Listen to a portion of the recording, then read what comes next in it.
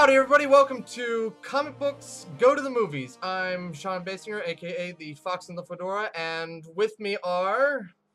Zach Elliott, or you can call me Menace of Games. Rory Griffin, also known as the Tiger Wolf 55.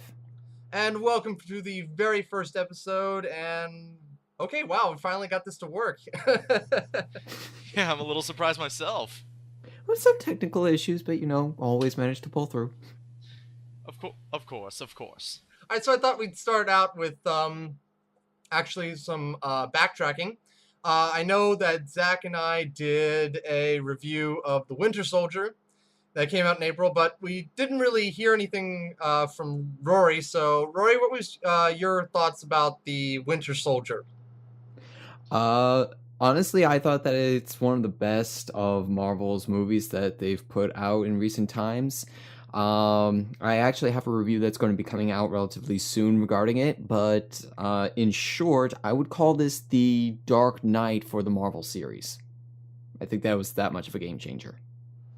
I think we can agree on that. I can agree. I can agree on that as well. I did find The Winter Soldier to actually be probably the best of the Phase 2 films. Definitely. And of course, I'm just really excited for Guardians of the Galaxy, which is coming out in about less than a month now, surprisingly. Yes. Speaking of which, that's our next topic here. Guardians of the Galaxy, according to James Gunn, it is officially done, and they're ready to release. Woohoo! So, Yay! they're talking about, there was a, some opening clips shown at, I think, Disneyland not too long ago, and one of the things they showed there was apparently the opening credits sequence, which apparently has Star-Lord coming into the temple, starting up some classic like 80s music, and then dancing his way through the temple to the Infinity Gem. And right when he's about to get it, the guy comes in and goes, "Who are you?" Star-Lord. Who? To me, that's my favorite extra of all time now. That is like the best Who delivery ever. Why I feel as though it has to be on Doctor Who, just that way they go, "Doctor Who?" No, it's just like they're sitting there going like, it's like for all the other Marvel heroes, you've got like Iron Man. Oh no, it's like, but here we got Star-Lord. Who? Star-Lord, man, come on. Whatever. I'm hooked on a feeling. I'll tell you that. He is definitely going to be the most unique of the Marvel heroes put into film thus far, I think. And is that with the air quotes right there? Just the most unique? Make of that what you will. True. I still call it probably going to be the very first Marvel superhero intentional comedy. I still call it a comedy coming out. I don't care what anyone says. I was very worried about this film because when they got James Gunn to direct it, I was like, wait a minute, the guy who brought us Scooby-Doo the movie? No. So I was very happy to be ignorant about that fact until you brought it up to me, which was only like yesterday. So I have been just able to look forward to this movie ever since the first trailer. I was already looking forward to it when I just heard like Guardians of the Galaxy in theaters. I was gonna like raccoon. I'm all set. Raccoon in theaters. Yeah. I can now finally. And of course we have Vin Diesel playing something other than an Iron Giant. Now he's upgraded to tree. At least he can technically be considered an organic life form this time around. Oh yes, instead of an artificial.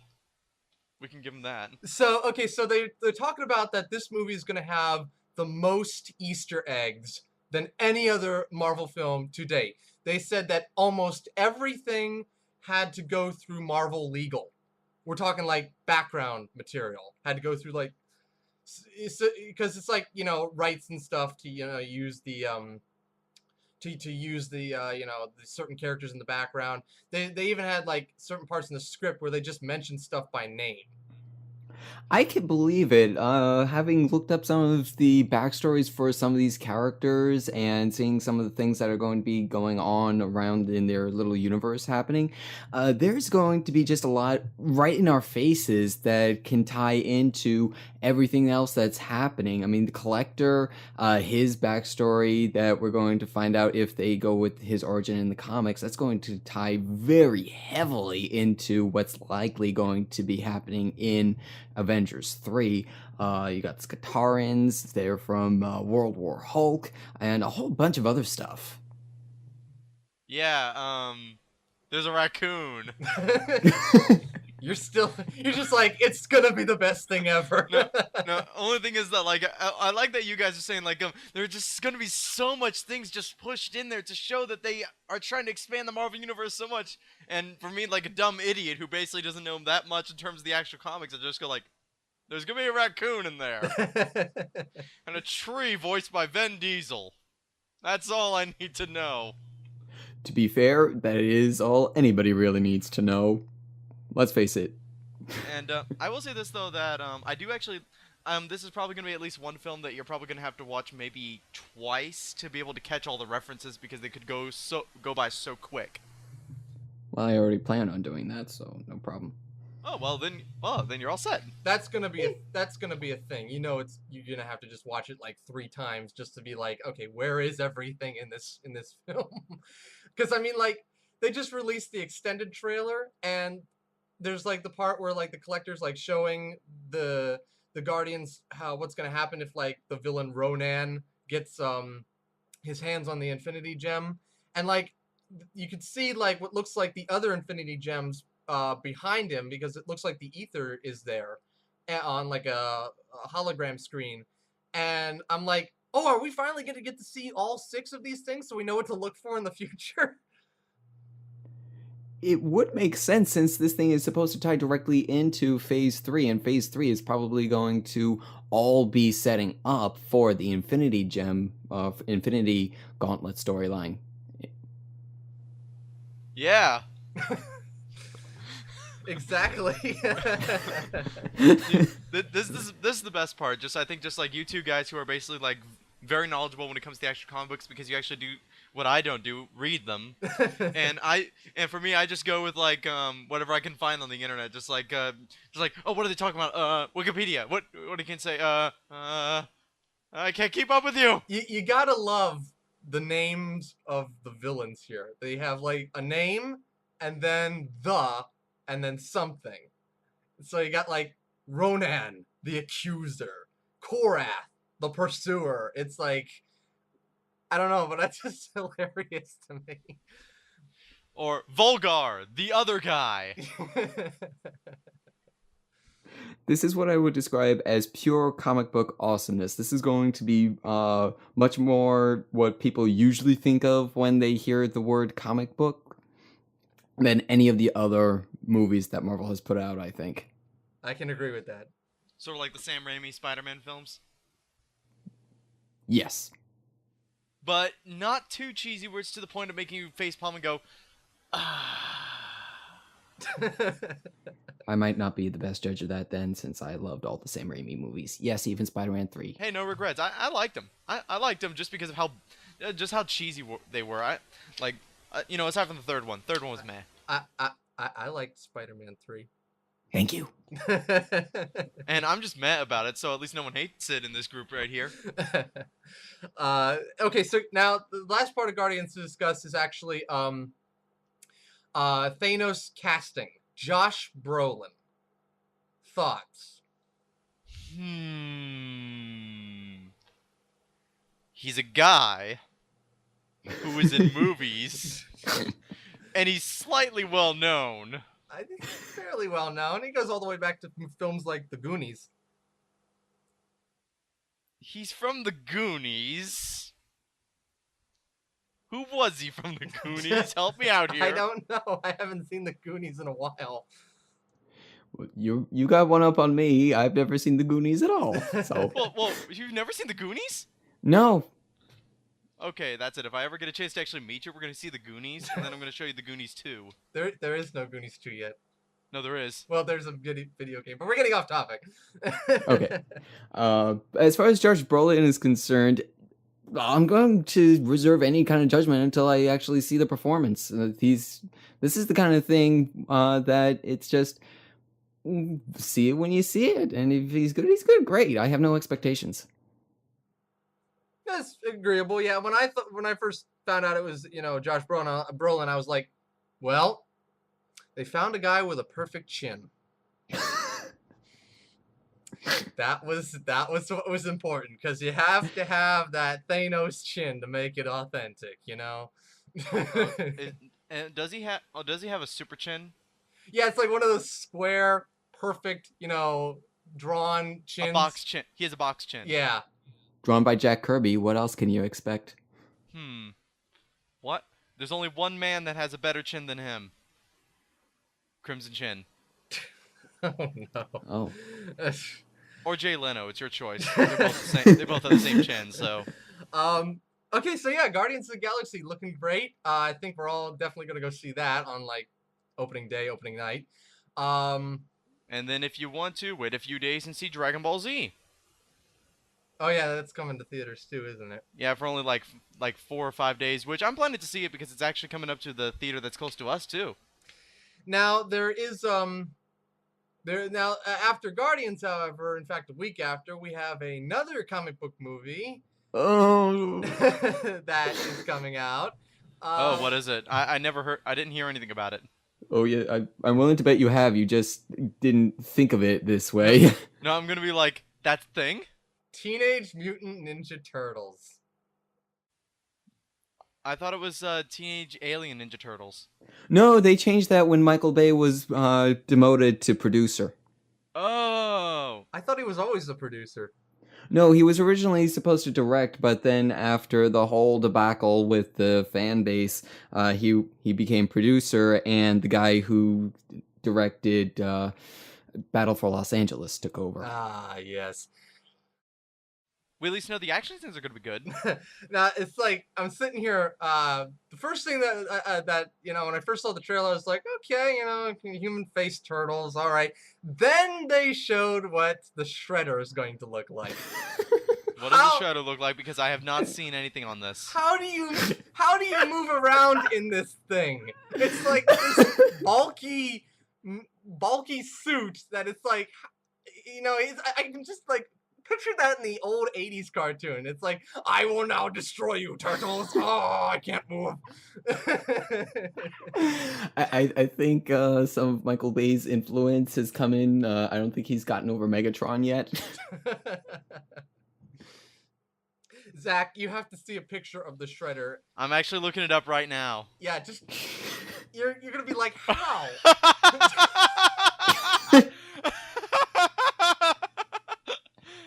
Wait, no, that's the that's the 80s version. Let me try that again. Oh, here it is. Here it is. Yeah, it's Shredder the Transformer. Yeah. He has fused with Megatron, and he looks pretty dapper. And you know what the sad part is? When I looked at the related pictures, the next picture next to it is Lego Shredder. It looks like Lego. And I'll tell you this, Lego Shredder looks better. Because here's what they actually did for the Shredder claws. They took like little pieces of like attachments and just attached it to the hand so you could take them on and off. It's like what they did with the Wolverine Legos. It's just an on and off attachment. So like I'm sitting here looking at this going like, okay, how is it just like, is it rocket powered? Is that how you're gonna get around, or what is this? And then it's like you got the guy from the beginning of The Dark Knight playing the Shredder this time. He was the guy at the beginning of the film where the Joker robs the bank and then he comes out with a shotgun. That guy, okay. Yeah, that's the new Shredder. And instead of Oroko Saki, as far as we're as far as confirmed, it's actually a guy named Edward Sachs. Well, technically, according to some research, that's the anglicized name for Orokusaki, so take of that what you will. I guess, but now there was a recent trailer released where they actually saw Sachs talking to this bald-headed guy who, and they think that might actually be Oroko Saki, and Edward Sachs is actually just another guy.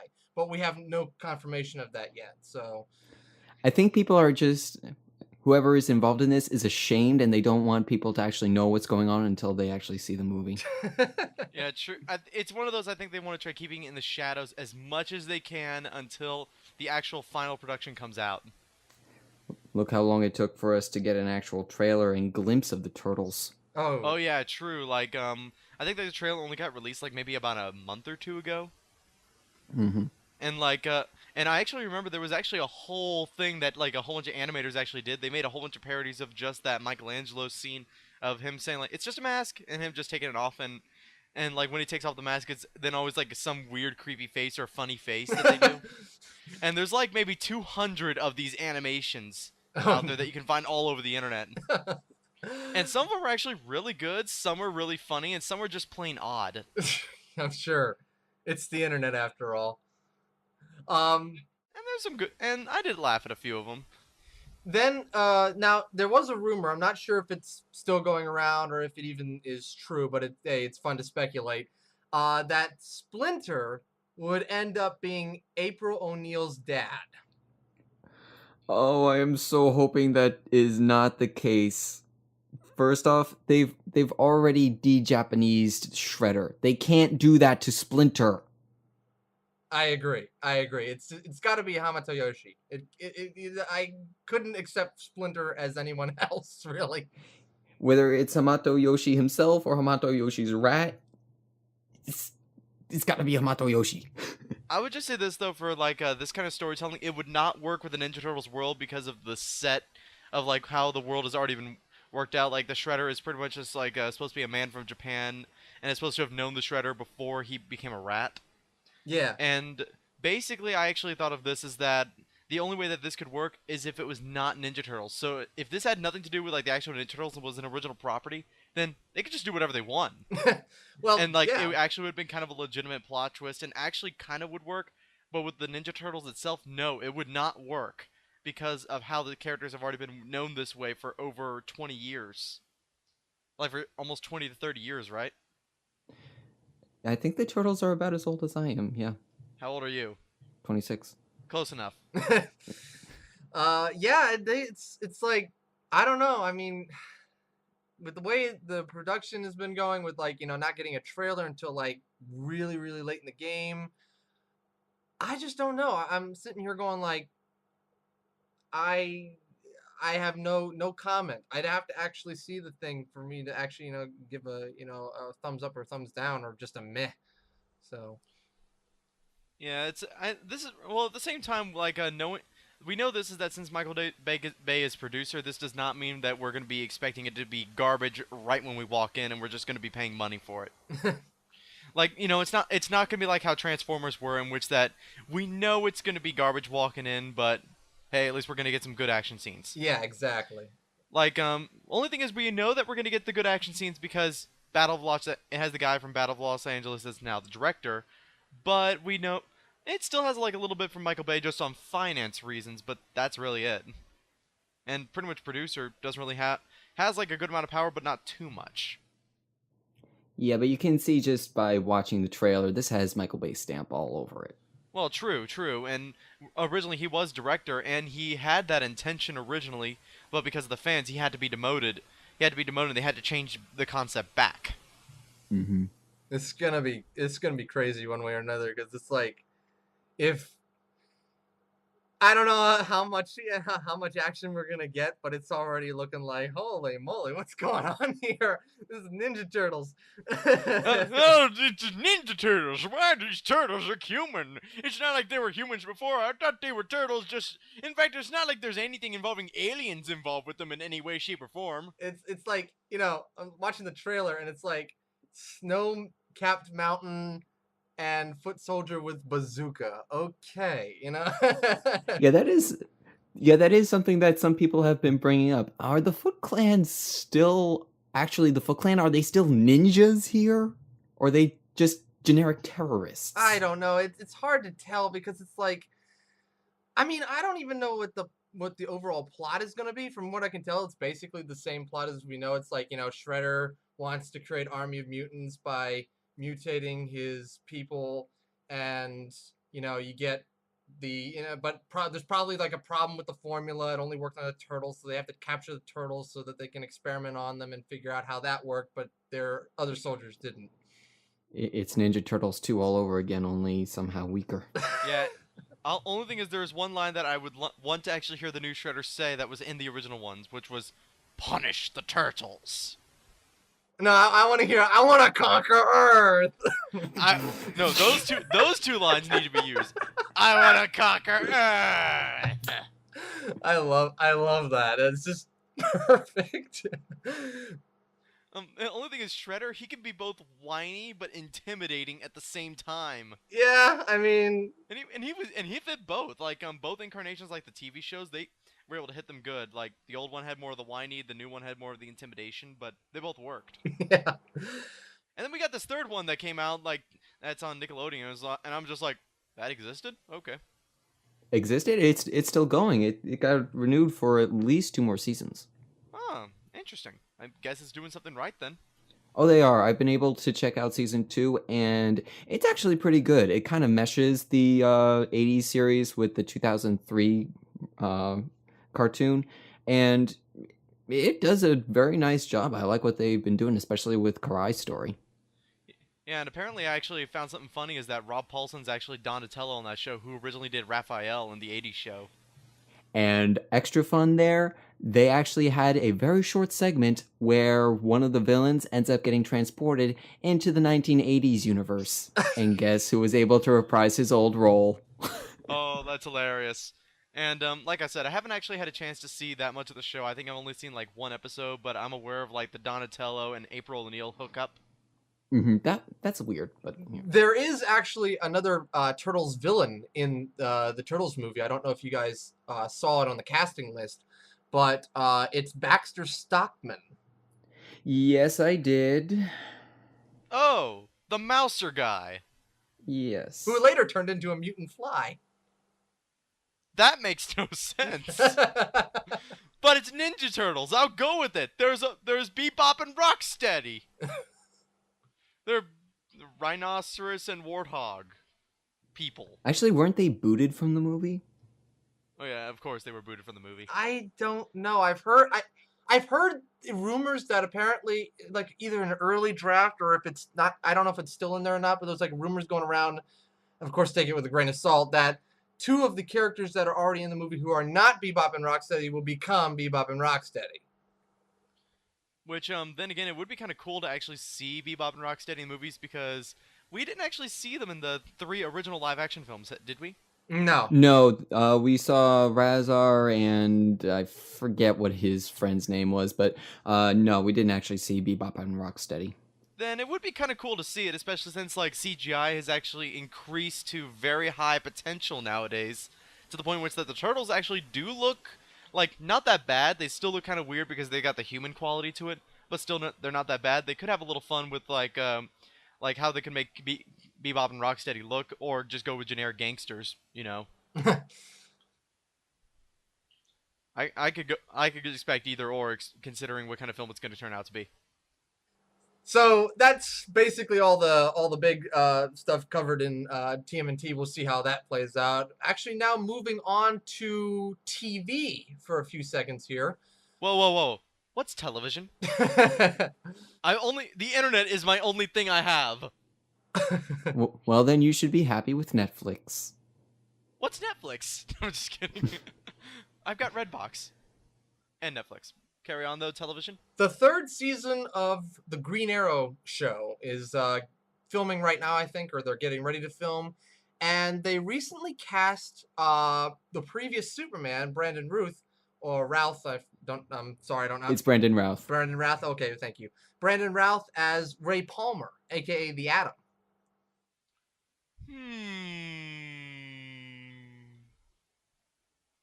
That's a thing. And let me guess, there's gonna be a scene in which that he's gonna limbo under some lasers. No, never again. Never again. What was that, Rory? It's stifling a laugh. I am very sorry. Do you at least understand what we're talking about? Yeah. Oh, thank goodness. Someone People know things.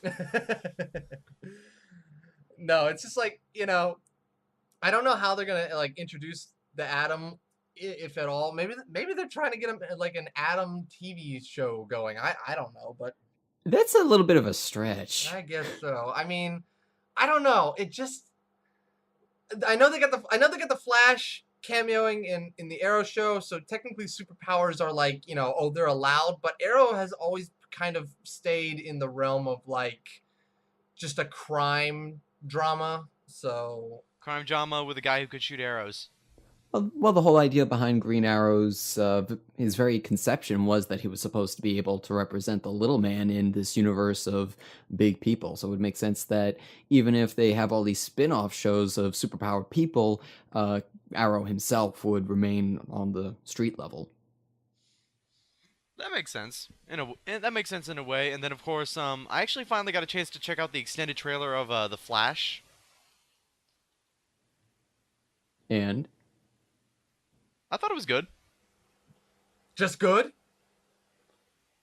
Okay, do you want me to go all fanboy? Then I'll go. Oh my god! Then allow me to do it without being without a super exciting voice. Oh my gosh! It is super amazing. Lol. Okay, in actuality, I thought it was a very good trailer. I did actually like the little fun cameo they had at the Arrow at the end of the trailer. And it actually looks like they're going to have a little fun. The only thing I do have a little problem with is that the costume seems a little muted on the colors, which kind of conflicts a little bit with how the Flash works. Well, at the same time, you got to think, yeah, if you're gonna go out and fight crime, would you want to be in this bright costume? I mean, even the Yes. even the Captain even the Captain America outfit is just is slightly toned down, and it's not really like the bright. It's just kind of like a slightly darker blue. well, it depends on what the hero is going for. I mean, you mentioned Captain America. Compare his uniform in the first movie to the one that he wore in Avengers. The one in Avengers was bright. It was meant to be colorful and out there versus the one in Captain America, the first Avenger, which was, yeah, it was more muted because he was sporting the red, white, and blue, but he needed to be out on the front lines. I guess I can agree with you there. I mean, like, you're right. I guess some superheroes have more of can take more of a liberty with the brightness of the colors on the costume, because like not everyone is Batman. They're not always sneaking around. Sometimes they're just jumping You into got your action. Spider-Mans, your Supermans, the ones who want to They be public. want to stand out. Only thing is that DC kind of has the understanding that like Batman, the Dark Knight films are successful. If we have everything else be like the Dark Knight, then those will be successful too. Oh, let's save that for when we get to it. Yeah. True on that. We got like what, 2 years? 2 years till that comes out. Till Batman and Superman, starring Batman, Superman, Wonder Woman, The Flash, and all these other DC comic book characters. We'll get to that in a second. Actually, first thing I wanted to say for the Flash series is that we have there was a casting announcement announced actually today. Stephen Amell's cousin, Stephen Amell plays Green Arrow. His cousin has been cast as a more small, not so recognized superhero from DC Comics, I guess. It's Firestorm. I know who it is, but yeah, he's among the lesser known of the comic book heroes. Yeah. It's just kind of, Zach's over there going like, who is Firestorm? No, I just discovered something terrible. What? What's that? A film coming out in 2015 by Blue Sky, and it's based on a comic. What? It's not based on a comic book, it's based on comic strip. The CGI animated film Peanuts. Oh yeah, I saw the trailer. Oh yeah, they're doing the Charlie Brown film. Yeah, they're doing a Charlie Brown movie, which I'm a little surprised by because Charles Schultz basically said like, no one's allowed to use my series because I died. Well, actually, you can't produce any more comic strips. Oh yeah, they couldn't produce any more comic strips, but anything else, yeah, they can milk that as much as they want. which kind of worries me. Yeah, I'm a little bit worried, but I will say this though, I do like the art style just by looking at some of the images. It actually looks pretty good. It has that like that sense of claymation kind of style, which I'm a huge fan of claymation. Yeah, it's something that the people who made it said that they wanted to make sure, even they were doing CG, that they would capture the essence of the original Charlie Brown animation, because there's just something very special and almost magical about the way those kids would bop up and down while they're walking. Oh yeah, of that $10 animation right there. Yeah, but it became kind of just, you think Peanuts and you think that. It's a staple of the Charlie Brown series. Oh yeah, true. True. I'm not making fun of it, and plus, like, I'll watch the trailer, but I'm not gonna watch it now because I'm afraid the audio might catch it. So I'm just gonna. So basically, just a little bit of news. I'm basically just picking up on any recent news that just got announced the past 5 minutes, because this site's updating like every 5 seconds, so I'm keeping up. In- Including that Transformers: Age of Extinction just got 600 million worldwide. Let's not. Back to good stuff. Yeah.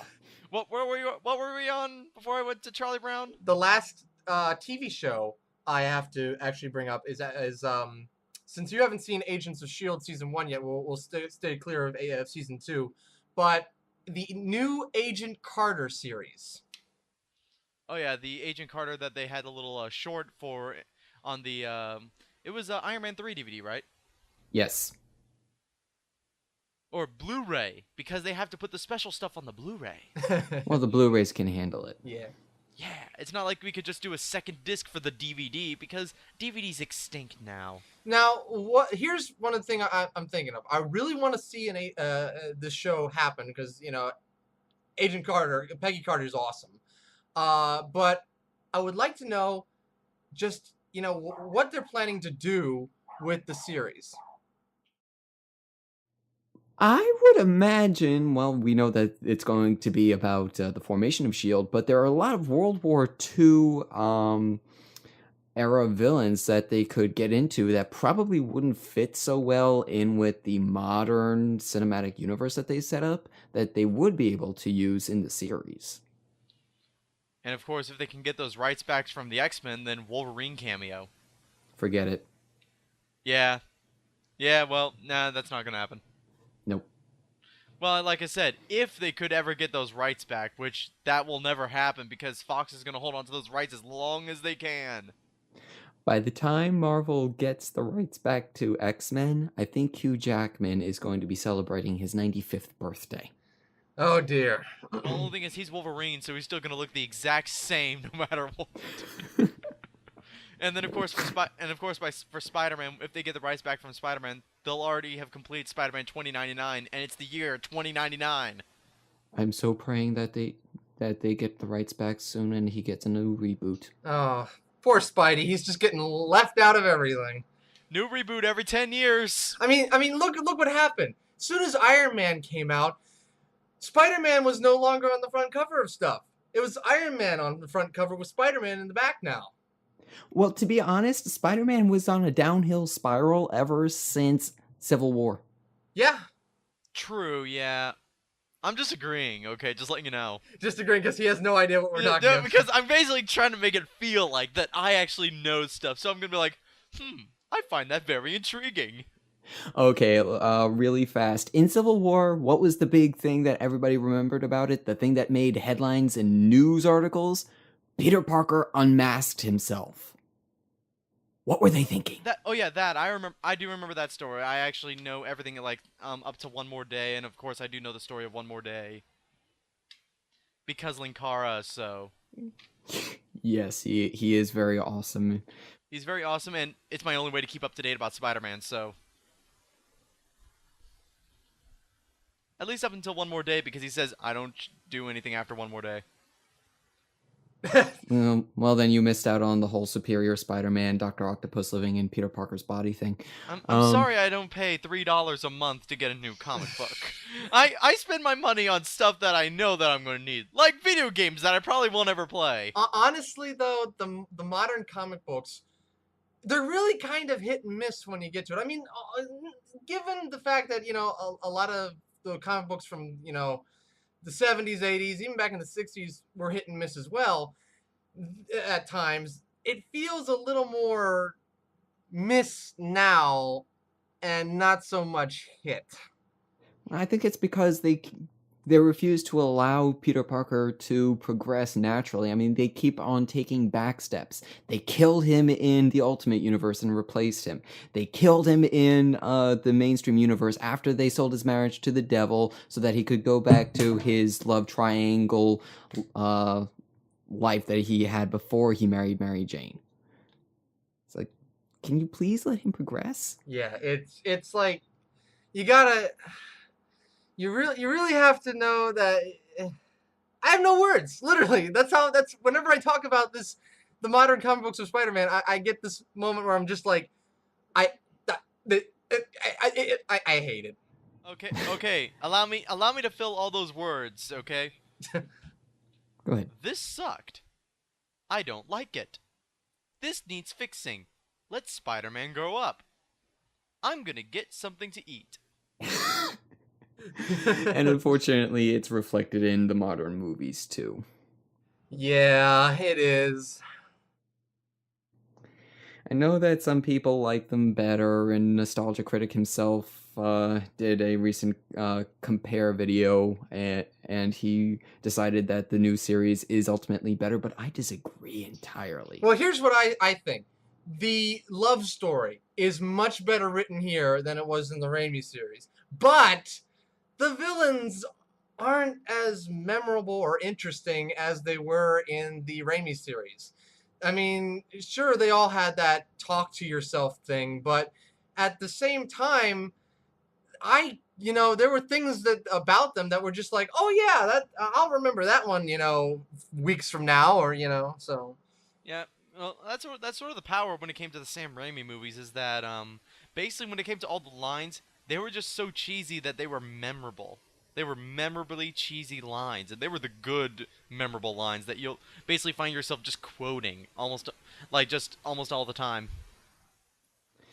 Well, that is the strong point, along with, actually telling full, complete stories within one movie instead of pulling an Iron Man 2 and cramming as much as you can for future sequels. We're only thinking about future sequels and not making Peter Parker a jerk. Yeah, I mean, it really does come down to, like, you gotta. I'm glad you guys think of sequels. Can't wait to see what you got in the future. But right now, I'm concentrating on your movie that you're bringing to the theaters right now. I don't care about Sinister Six or Amazing Spider-Man 3. I want to see Amazing Spider-Man 2, and I want it to be condensed in Amazing Spider-Man 2. Don't be like, here's Amazing Spider-Man 2. By the way, Sinister Six is coming. I can't even comment on Amazing Spider-Man 2 because I got so fed up with the first Amazing Spider-Man. Can we please have some resolution on the killer of Uncle Ben, please? Oh yeah, yeah. Let him get away and just change the origin story. And apparently, I actually just checked out some other movie news about like movies that are coming out in the far future. Well, we're about to get to that, so I'll drive us through this little expedition. Oh, okay, so we haven't reached that fork in the road yet. Okay, you're taking the long, rugged way on this car trip, aren't you? Yes, I am. Can't I have the wheel, please? No. Please, come on. You know that I drive a Jeep better than you. I don't like it when mommy and daddy fight. Question. Am I mommy or daddy? Okay, no, we're not going into that. All right, so actually moving back to movies now for next summer, we have Avengers: Age of Ultron. The big news right now is that Robert Downey Jr. has already wrapped filming, and the production has reached about, well, when he announced that on Facebook, the production had reached around, I'm guessing, maybe 60 to 65% complete with filming. So people are worried that, is Joss Whedon gonna kill off Iron Man? Or maybe Robert Downey Jr. is just that awesome and they were able to get through all of his shots quickly. It's possible. Because, hey, you know me whenever I do shots. I'm one-take wonder. I'm like, hey, one take, was that horrible or good? Horrible. Let's continue! But yeah, I mean, like, is Joss Whedon, I think, said it in an interview that he was considering at least killing off one main Avenger. Let it be Hulk. Let it be Hulk. Let it be Hulk. Oh, not the Hulk. Okay, Agent Coulson, Agent Coulson, Agent Coulson, Agent Coulson. That Agent already Coulson. happened. What again? Again. No, actually, they were talking about the future of the Hulk, and some people were speculating that he was actually at the end of the film. Instead, they were going to kind of do like they weren't going to do exactly what was in Civil War or Planet Hulk, but they were going to have something like it. And this once again is just a rumor. Instead of Iron Man blasting the Hulk into outer space, it's actually going to be like Hulk will be on some kind of like Quinjet or spaceship, and Ultron's going to take control of it and just send the Hulk into outer space, where he's going to end up with the Guardians of the Galaxy. Yeah, I had seen that article too, and yeah, I don't know. Hulk just has never really appealed to me. I loved him in Avengers, but uh, talk of him getting his own another solo movie just doesn't thrill me. Sorry. Sorry to hear that. Sorry. I've got no other words. Just I'm sorry. I'm sorry you feel this way. And also I know. speaking of other summer movies. Well, wasn't done with Avengers yet. Sorry. I wanted to floor it through this part because You want to floor through Avengers? it's gonna be that movie where they fight the robots, right? What's next? What's next after they fight robots? They're gonna fight Majin Buu next? Is that gonna be the next thing or something? Thanos is kind of pinkish purplish. It is kind of similar. First time, aliens. Second time, androids or robots in this case. Next, genies. You notice it's going like Dragon Ball Z in a way. Oh no. Okay, we are very sorry. Go ahead. Sean, pick up the reins and continue. I've been trying to. And the next question I had is, which Infinity Gems or gem do you think will be most present in this movie, if any? Ether. In Avengers 2? Yeah.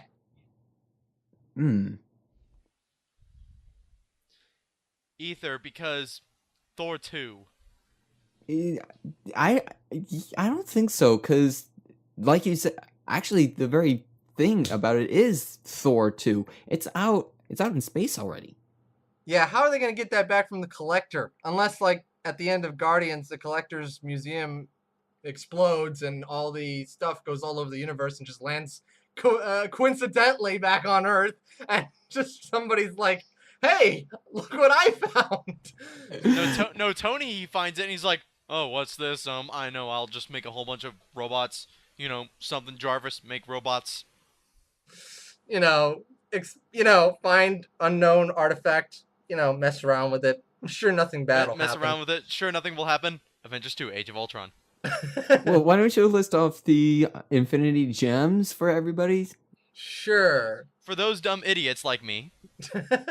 Why did we invite you? Because I'm the one who hosts the channel. Plus, I have a really cool evil laugh. That he does. We'll have an evil laugh contest later. No, please, no. But okay, so Infinity Gems. We've already seen the Tesseract. That's Space Gem. It's in Asgard. We have the Ether. Some people are saying that it's now either Reality or Soul Gem. Not sure yet. Have no confirmation from the Marvel people. That's on the Collector's ship/museum. We have people think that Loki's scepter from the first movie is the Mind Gem because it could take control of people's minds. Hydra has that, which leaves, and then the gem believed to be the Power Gem will be in Guardians of the Galaxy, being used by Ronan. That leaves at least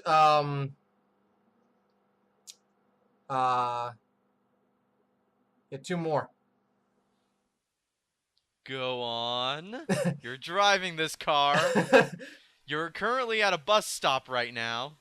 We have the Time Gem, and depending on which gem the Ether ends up being, it's either going to be Reality or Soul.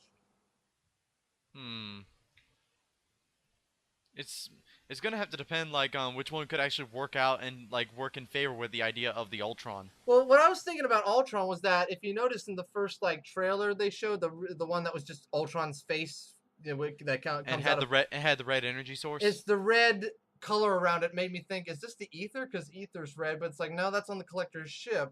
So I was thinking maybe somehow, and I know this would be kind of plot convenient, but somehow ether gets back to Earth. Tony gets that and the mind gem from Hydra. Kind of uses the two to create Ultron. So you got a sentient being here. One with, and if the ether is a soul, you've got a mind and a soul, and then Tony provides the body. And Tony's just like, yo, titanium. That's a thing. I'm Um, gonna. Although, only thing is, I'm not gonna make them look like Ant-Man people because Ant-Man's not introduced yet. What do you think, Rory? I'm going to actually go a completely different route and say they are not going to introduce a new gem in this one. At most, they might confirm whether or not Loki's scepter is the mind gem. But other than that, I don't think that they're going to introduce any more because remember, we still have all of Phase 3 to go through. It would make more sense for them to introduce more gems in more of those movies, like Thor 3 or Captain America 3 somehow, or Guardians of the Galaxy 2, or whatever, than to try and shoehorn it into Avengers 2, because I honestly don't see how any of the Infinity Gems could logically be used for Ultron without some major contrivances. Well, I don't know. I mean, I'm sitting here looking at Ultron, and it's like, well, we've seen a sentient robot or computer program before, and that's Jarvis. So how do you get it so that Tony gets, or whoever creates Ultron is smart enough to make Ultron this sentient, can think for himself, sees that humanity is a problem, and wants to go to eliminate them and take over the world?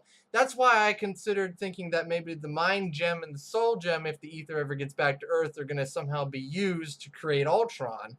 Because even if you don't have the ether, and if Loki's scepter is the mind gem, you can actually just use the mind gem to give Ultron that broader, range of thought. I don't know. I would sooner assume that Scarlet Witch manipulated some programming or something to create Ultron into the super duper machine killing thing that it'll be, than assume that another Infinity Gem is going to be introduced. Well, I mean, just going on the fact that the Avengers series seems to be kind of directly connected to the Infinity Gems. If you just forget the Infinity Gems for Avengers 2, it's almost like taking a break from it and just not talking about it. It's like you get away from that. It's almost like if the Harry Potter series, like for example, if book 5 had just totally forgotten about Voldemort and they went and did something else. It just feels like it's a little off if they don't stick to the Infinity Gem story. I guess so, but I don't know. Zach, you want to throw in? So, I think he's going to use this as a segue for his little news. we're talking about Infinity Gems, Yeah. and I have to say this is quite an interesting discussion. Quite an interesting one indeed. And now allow me to give you my input. Uh-oh. I knew it. I feel as though that in the next film should be a musical. Avengers 2, you see, Avengers 3, it should be a musical. There should be a ballet scene in which the Hulk actually has to do a romp against Thanos, in which the Thanos actually wins in the end, of course. And Captain America, when he's by himself, when the universe is destroyed and Captain America is the only one that can defeat Thanos because Captain America is a superhero like that. And Captain America's all by himself and he has like a Jack Skellington kind of like a lament about himself, and he climbs the mountain from Night Before Christmas, and then after he defeats him, then he has like this epic opera in the end. What are you talking about? Obviously, he should just sing "Let It Go." No. Then they end with the song "We're All in This Together" because Disney. Oh no. No, no, no. Okay. All right, and you can call it Avengers 3, musical of Thanos, No, no, the Infinity Musical. the Infinite Musical. It It's never the ends. song, including the main theme. It's the song that never ends. It goes on and on, my friend. It's an infinite world after all. True. Oh yeah, and also the Guardians of the Galaxy also get their own number, and it's a barbershop quartet. Okay, moving away from this. This is why I don't ask you your opinions, Zach. Yeah, but you gotta say this though. I come up with ones that actually do sound something you really want to see as just a good parody. Yeah, I guess you do. College Humor has already done Avengers the Musical. Come on, wouldn't you want to make Avengers the musical? No. No. You're right. I can't sing. Let's get. I know. Let's get Leaf on this. Now the last thing about Avengers here is some recent news actually. Andy Serkis, who is famous for his motion capture performances as Caesar from Rise of the Planet of the Apes and Dawn of the Planet of the Apes, and as well as Gollum from the Lord of the Rings series, So he's just known as the CGI suit guy. basically. He is actually helping Mark Ruffalo with the Hulk motion capture, and apparently he may have a role in the film. Some people have actually gone and speculated that he's actually taking over the role of the Abomination from Tim Roth, and the Abomination is going to join up with Baron Strucker and Quicksilver and Scarlet Witch at the beginning of the film, and actually they're going to have like the opening be the Masters of Evil. I'm down for that. So they start off with their Okay, own no, musical no, number. Okay, no. Don't. We did the musical joke already. What do you think about the idea of the Masters of Evil? So it starts off with an ad of Disneyland. He has no opinion. He has no opinion. Okay. Okay, But- for real, for real. If they actually started off with the Master of Evil, I think that would actually be kind of cool. You know, to show off like, hey, we have these villains, but then after like 10 minutes, they're gonna be like, well, that was awesome. You know, that was a really good fight. Even though we could have probably made that into an epic climax for another Avengers movie, that's really good. Let's fight some robots now. At least it wasn't a Danger Room scene from X-Men 3. It actually happened. Yeah, that's true. Well, okay, so that's Avengers. We'll have to see how that plays out in about a year. Now, here's a hot topic. Ant-Man. Ant-Man. Okay, so Two more writers, yet more rewrites. How long is this thing gonna take? it's Edgar Wright who directed Scott Pilgrim versus the World, along with the movies like Shaun of the Dead, Hot Fuzz. Do you star in that one? No, Oh. this is Simon Pegg. Oh. It would be funnier if it was Shaun of the Dead starring Shaun. It would have been hilarious. No, so Edgar Wright left the film because of creative differences. Those are in air quotes. The air quotes that we cannot see, of course. And Peyton Reed, who directed, I think you've seen this movie, Zach. It's a Yes Man. Oh yeah. You mean Liar Liar? No, not Liar Liar. I think it's called Yes Man. It's with, I don't know, was it Jim Carrey or Steve Carell? They're both with Jim Carrey, but they're both basically the exact same movie. It's like he goes to like this cult, and like this And cult basically he teaches can him- only say yes to anything. Yeah. It's Liar Liar. It's Liar Liar where he can only say something, and if he doesn't, then bad things happen to him. Yeah, so they got the director from that movie to direct Ant-Man now, and I guess they're sticking with the original concept that Edgar Wright had to skip Hank Pym and go straight to the second Ant-Man, Scott Lang. Probably for the best, considering that Hank Pym is kind of messed up in the brain. Yeah. Oh yeah, considering doesn't he become like the Hornet or the Wasp or something? He becomes the Wasp, he becomes Giant Man, he becomes Goliath, he becomes a wife beater. Oh, that's a hero name. That sounds very interesting. Oh dear, no. He actually becomes Yellow Jacket. Oh, that's what I meant. Yellow Jacket. He becomes Yellow Jacket. And so yeah, they're kind of skipping Hank Pym going to Scott Lang. Scott Lang, I guess the story they're going with is just the Scott Lang origin story where it's like his daughter gets kidnapped by gangsters and he has to steal the Ant-Man suit to go pull off this one heist to get something for the bad guys. Oh, oh, oh! Like in that one episode from Earth's Mightiest Heroes. Yeah, and really, it's not a bad idea to make an Ant-Man movie because really, how else are you gonna do an Ant-Man movie? Yeah, taking a look at Ant-Man's the Hank Pym's origin, it really would not make for a very thrilling movie. Especially since his arch nemesis was a guy named Egghead. Vincent Price returns. Look out! There's gonna be an outtake where he throws eggs. No, instead, I think the villains they're going with are like this corrupt businessman and his like cousin, who is actually a supervillain called Crossfire. I just Okay, happen to so have a far cousin this is who's sounding a like Superman supervillain. 4. One at a time. Go ahead. Let's go alphabetical. Tiger Wolf, you're up. Okay, so far this is sounding like Superman 4. Okay, my turn. I just so happen to have a cousin that's a supervillain. Yeah, exactly. It's like, wouldn't you know it? My cousin's a supervillain. Next thing, and by the way, did you ever know that my barber's second cousin twice removed? He's a superhero. He's called Ant-Man. It's like that's just how the Marvel universe is going to turn out. It's like we need to pull off a really important job. Oh, I got it. How about we get this cousin's wife's former roommate? He's a supervillain. What's his name? Thanos.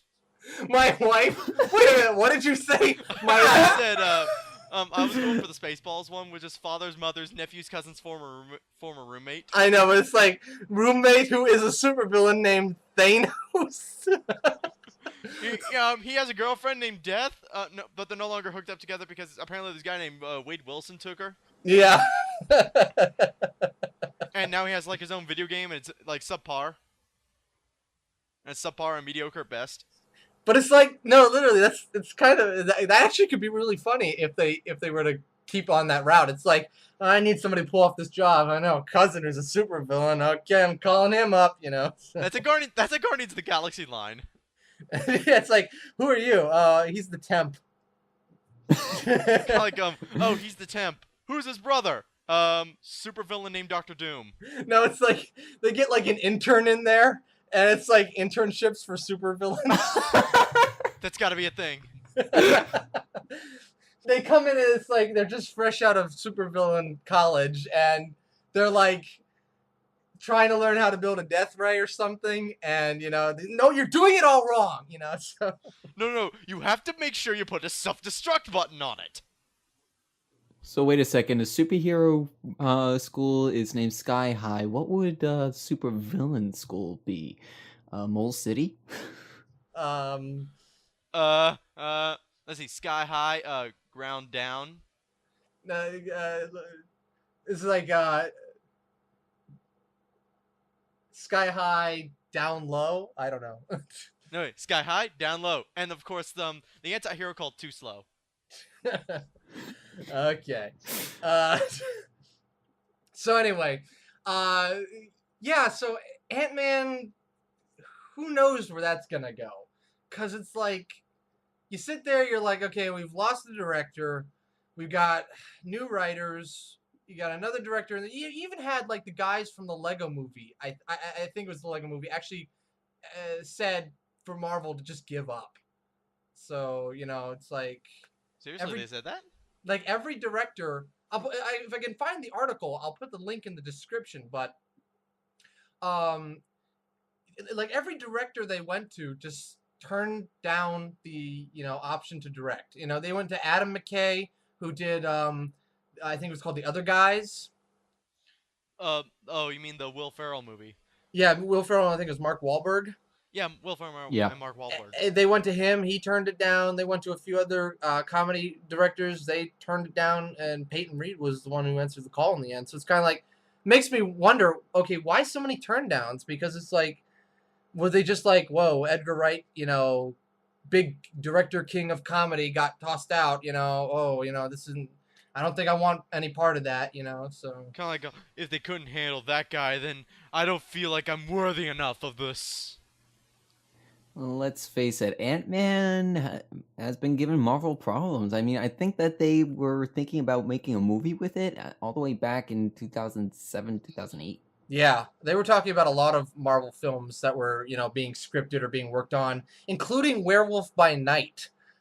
Yeah, that fell through. That didn't go anywhere. But with Doctor Strange on the way, I'm kind of hopeful for more mystical Marvel properties to see the light. Even if they don't get their own movie, you could just, I'm sure Doctor Strange needs some supporting cast members.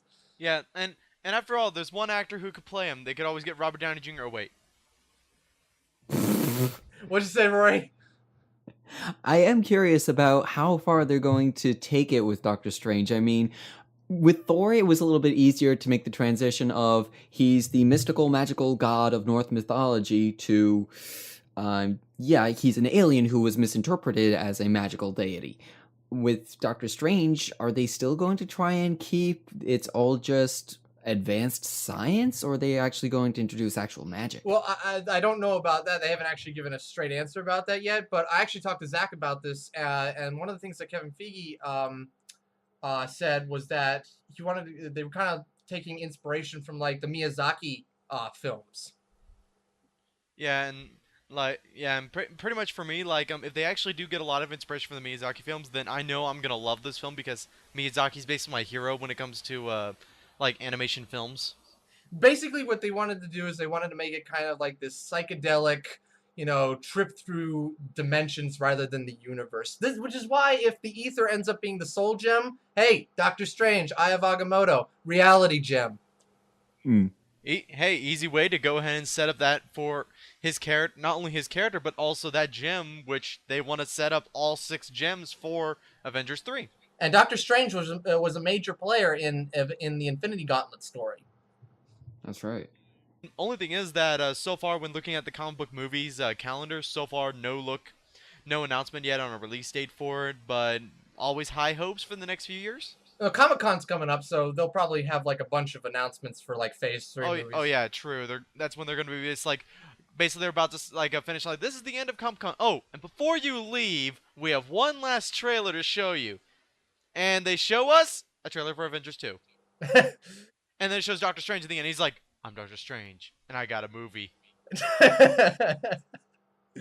Wow. Okay, that's some way to introduce Doctor Strange. You're just standing there going like, "Yeah, I got a movie." Hey, they already technically introduced him, or at least mentioned him. No, then Doctor Strange, then basically he takes off his mask. Deadpool is like, "Haha, gotcha." Then it's just Deadpool the movie. That would be so awesome. That's how you do a Deadpool trailer. Now, last topic for the evening. You ready? Bring it. Come at me, bro. Batman v Superman: Dawn of Justice.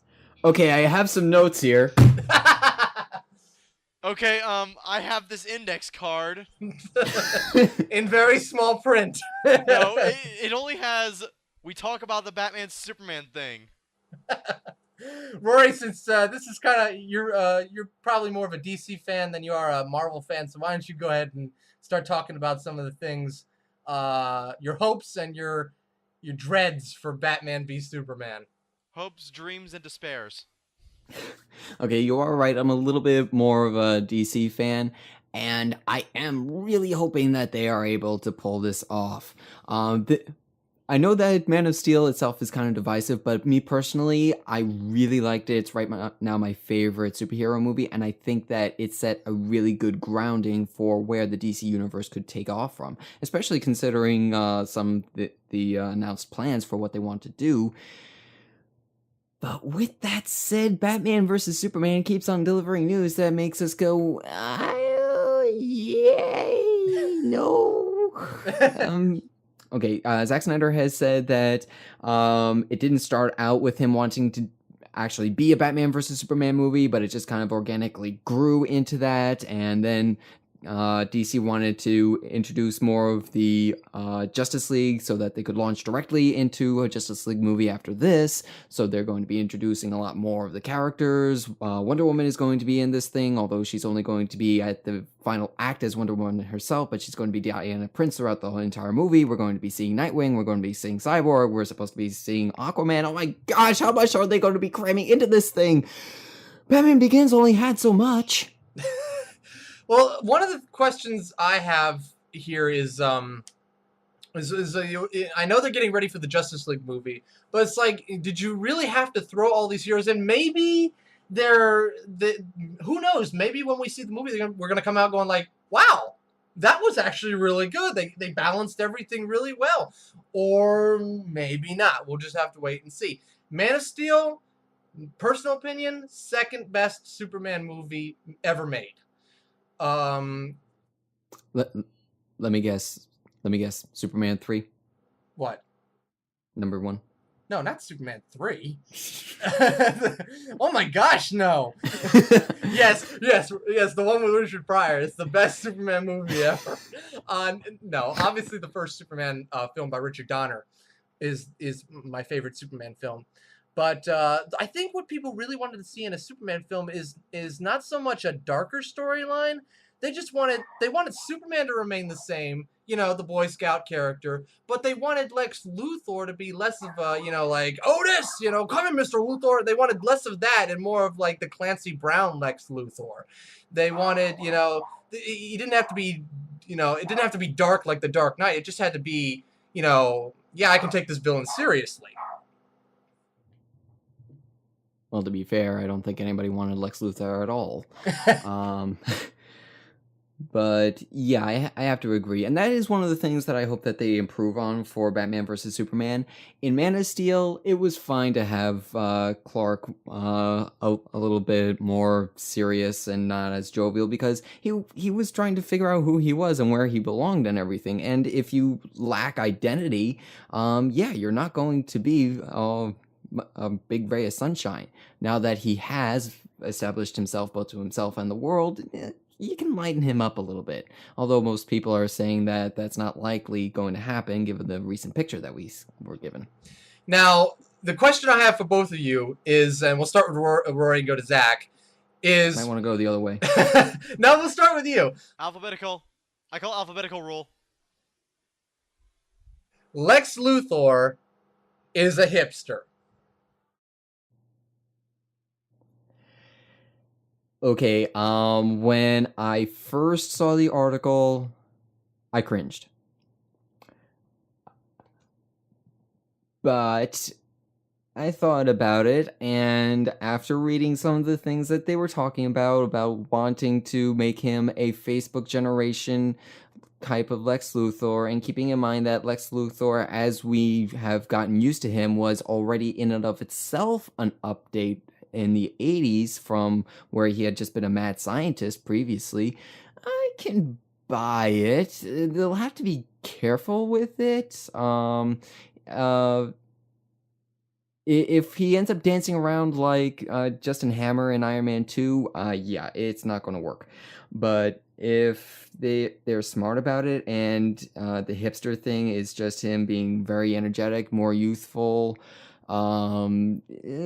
well, it's the guy from Social Network, so we have some idea on what to expect. It can work. They just have to be very, very careful about where they go with it. And Zach? Wait, there's a Batman Superman movie? Come on, you can't keep on doing that. Okay. In all seriousness, I did actually like the Man of Steel movie, and in terms of, and are we still on the same question, Lex Luthor being a hipster? Yeah. Yeah, we're still on the same question. You're gonna have to give me a little time here, because I'm still trying to process this, that Lex Luthor has now become a hipster. Okay, the description is that he's going to be a much younger Lex Luthor than we've seen previously. Think Smallville, only he never really aged. He's going to be drinking Red Bulls. He's going to be into social media outlets. So generic teenager just so happened to be a billionaire and super genius. Not quite teenager, but yeah. But basically he's gonna be like one of those like, I will rule you guys someday. That's the general gist of Well, it. we hope it's like that, but for some reason I keep picturing him just being kind of like, as Rory said, Justin Hammer. It just... Hammer Tech, yeah. Zach, don't you consider yourself a hipster? I am not that much. I am not a hipster. I'm not one who actually wears glasses. Only complains about stuff that were better back in the old days and wears a scarf and a hat. Oh my gosh, I am. Okay, in actuality, I actually I kind of consider more of myself a mild hipster. Like, I actually do I actually do concern myself with like a lot of stuff that's going on currently. I at least try to keep up with it as much as I can. And of course I do actually like concerning more on the past, because usually you tend to look more on the past with like a lot more stuff about it. But when concerning the Lex Luthor hipster thing, kind of still something open for interpretation on that. Like for me, like whenever I see Lex Luthor, I usually see like the Clancy Brown performances that are done in the animation from the DC animated universe. That's what I see. Like, a very cold and calculated man who basically can act like a nice guy, but you know that he's still gonna be like incredibly evil. But that's the grown-up Lex Luthor. In terms of like looking at a younger one, the Smallville one actually does handle it very well. Like someone who's like who actually has that sense of the cold and calculated, but he's still young and still has a lot to learn, and he still has a sense that he could not. There's a chance that he could also not become this. Well, here's hoping that in future movies he kind of transitions from this, like hipster Luthor to maybe something closer to what we know and love. Who knows? Maybe one day we'll get to see that kryptonite suit. Hey, it could be worse. Kryptonite Mountain. Oh no, no, not the Kryptonite Mountain.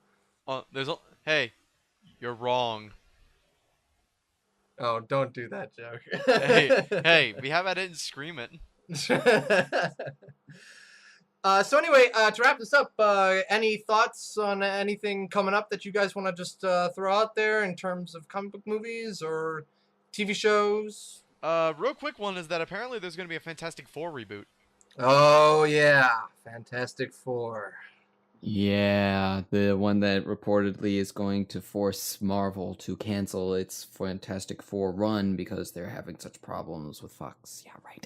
Yeah, true. And let's see. I'm basically just looking at like all of the current movies that are actually coming out in the next few years. There's of course Star Wars Episode 7. You guys already know that, of course. And I mean, who doesn't? It's basically, which I'm actually kind of excited for, because hey, J.J. Abrams, who is a huge Star Wars fan, was directing it. I'm actually kind of excited for it. And then, of course, we also have X-Men Apocalypse. Yeah, X-Men Apocalypse is coming. Then we got The Wolverine 2. Less excited for that one, I'll admit, but looking forward to it. And Fantastic Four 2. Already. They've already got the reboot's already got a sequel coming out on 2017 for July 14th. Currently, as this episode is being heard on the day that we upload this. Boy, are they confident in a movie that's going to have to explain how in the world Sue Richards and her brother can actually be related. Oh yeah, true. They got a lot of explaining to do, and considering that reboot, it's just looking even more downhill than that 1990s one. The one that never saw the light of day. Yeah, that's saying a lot. Anyway, I think we'll cut it here. I'm Sean the Fox and Fedora.